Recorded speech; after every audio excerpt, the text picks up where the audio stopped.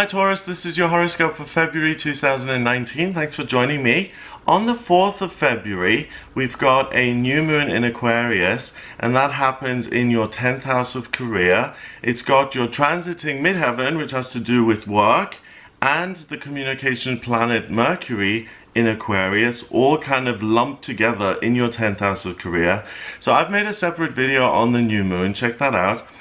But it's basically about downloading really quality information that's going to serve you and that's going to serve humanity. And in your case, it's in your 10th house, so it's something that you can work on, something that you have practical access to.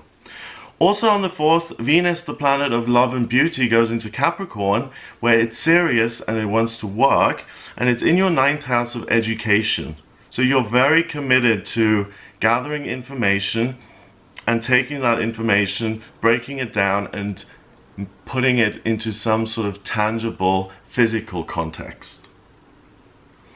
On the 5th of February, we've got the Chinese New Year of the Pig, which represents wealth and abundance if you follow Chinese astrology, so that's a good sign. On the 10th of Feb, we've got Mercury, the communication planet, going into Pisces in your 11th house of hopes and dreams. It joins Neptune, which is also there, and Chiron. And with Mercury and Pisces, you're able to go even deeper into the abstract realms, which for you as a Taurus isn't your natural default setting. You're quite comfortable with things that you can touch and feel. Money, you know, painting, the earth, crystals, massage therapy, chiropractors, things like that. You're someone who's very grounded.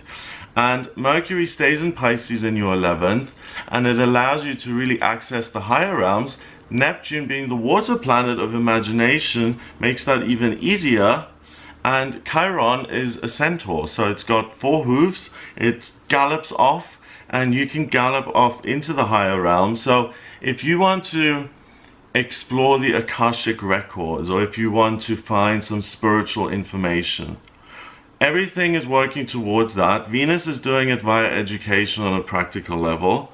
Mercury is doing it on a spiritual level. So you're learning from above, from below, and it all combines with your sun and your midheaven in your 10th house of career. So you're really going to discover some info that you can use to make your work better, more effective, and that your work helps more people. That then is going to add more value to other people's lives, and that'll be noticed, or should be noticed, by your bosses if you're employed, or if you're self-employed.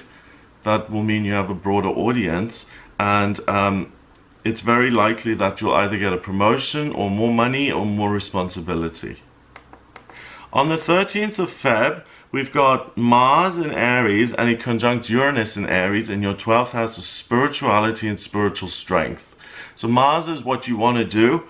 Uranus is about being eccentric and doing things that are outside of the box. In Aries, it's like nothing stops me. I'm just gonna bulldoze my way through.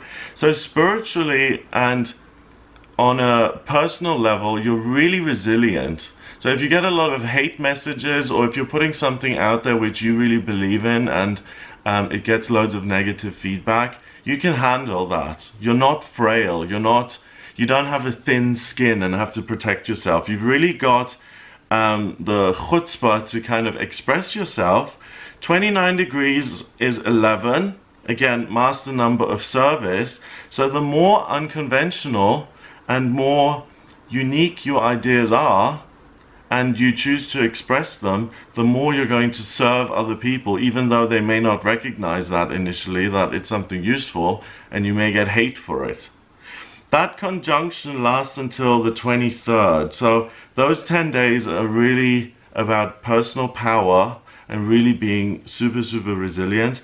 On the 14th of Feb, Mars goes into your sign of Taurus, which is so funny with it being Valentine's Day, because you now become very sensual and very grounded and very focused on the body. So if you're in a relationship, or yeah, you're gonna have a wonderful Valentine's Day, very kind of sensual. If you're single, you're going to have a desire to connect with another person around this time. Love is in the air, romance is in the air.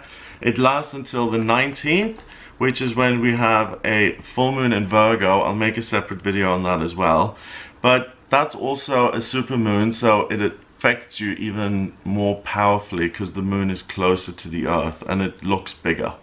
So that's in Virgo in your 5th house.